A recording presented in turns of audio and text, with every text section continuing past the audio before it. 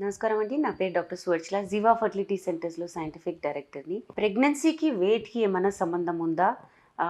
Over weight ఉన్న, underweight ఉన్న ప్రెగ్నెన్సీకి ఛాన్సెస్ ఉంటాయా లేదా అనేది ఈరోజు డిస్కషన్ అండి.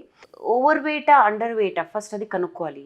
ప్రెగ్నెన్సీ కన్నా ముందు you should find out how your health is. మీ హెల్త్కి వెయిట్కి కనెక్షన్ చాలా ఉంటుంది కనుక. సో అది ఎలా క్యాల్కులేట్ చేస్తారంటే BMI, body mass index.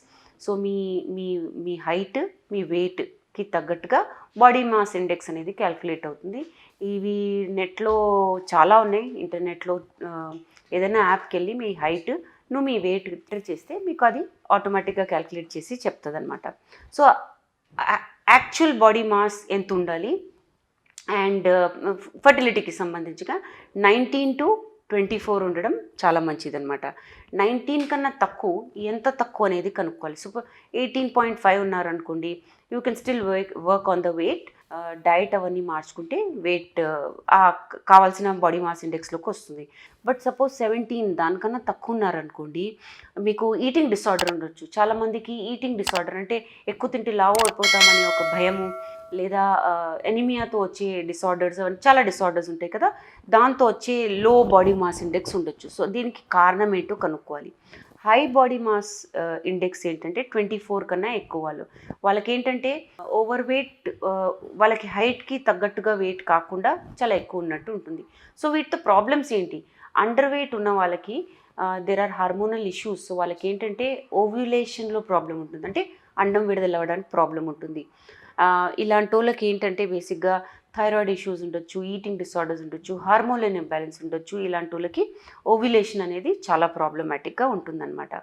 Over weight ఉన్న వాళ్ళకి ఏంటంటే బేసిక్గా ఓవ్యులేషన్ ప్రాబ్లమ్స్ తప్పకుండా ఉంటాయి definitely. But suppose over weight ఉండి ఓవ్యులేషన్ ప్రాబ్లం లేదనుకోండి, అయినా పీరియడ్స్ రెగ్యులర్గా వస్తున్నాయి, అండం అనేది విడుదలవుతుంది అనుకోండి, అలాంటి వాళ్ళకి ప్రెగ్నెన్సీ ప్రాబ్లమ్స్ ఉంటాయి. అంటే ఫర్ సమ్ రీజన్ ప్రెగ్నెన్సీ రావట్లేదు. బేసిక్గా ఏంటంటే దీనివల్ల ఇంప్లాంటేషన్, అంటే పిండం తయారైనా గర్భసంచిలో అతుక్కొని ప్రాబ్లమ్స్ ఏర్పడతాయి అన్నమాట.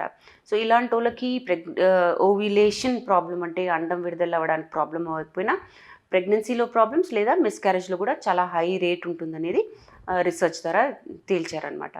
ప్రాబ్లం ఉట్టి ఆడవాళ్ళకినా, వెయిట్ ఎక్కువ ఉంటే వాళ్ళకి అండం విడుదలవడానికి లేదా ప్రెగ్నెన్సీ నిలవడానికి ప్రాబ్లమ్స్ ఉన్నాయా, లేదా మగవాళ్ళల్లో కూడా ఉన్నాయా అనేది రీసెర్చ్ చేయడం జరిగింది. దాంతో తేలింది ఏంటంటే ఓవర్ వెయిట్ ఉన్న వల్ల మగవాళ్ళకి ఏంటంటే ఈ టెస్టోస్టిరోన్ హార్మోన్ ఏదైతే వీర్య కణాల మెచ్యూరిటీకి రెస్పాన్సిబులో అది తగ్గిపోయి, ఆ హార్మోన్ తగ్గిపోయి ఈస్ట్రోజన్ అనే హార్మోన్ ఎక్కువ అవుతుంది. ఈస్ట్రోజన్ అనే హార్మోన్ ఏం చేస్తుందంటే ఈ వీర్య కణాల ప్రొడక్షన్ని తగ్గించడం లేదా ఆపడం చేస్తుందన్నమాట. సో వెయిట్తో ఆడవాళ్ళకి మగవాళ్ళకి ఇద్దరికి ప్రాబ్లమ్స్. ఎస్పెషలీ సంతానలేమి సమస్యతో బాధపడుతున్నారంటే వెయిట్ తప్పకుండా రెగ్యులేట్ చేయాలి. అంటే మీ హైట్కి ఎంత ఉండాలో అంత పెట్టాలి, మెయింటైన్ చేయాలి. తర్వాత ఏజ్ కూడా చూసుకోండి, బికాజ్ మనం ప్రెగ్నెన్సీ పాపులేషన్ గురించి మాట్లాడుతున్నాం. ఈ రేంజ్ 19 to 24 రేంజ్లో మీరు కనుక ఉన్నారంటే బిఎంఐ మీకు ఈ ప్రాబ్లం లేదు అన్నట్టు తెలుస్తుందన్నమాట.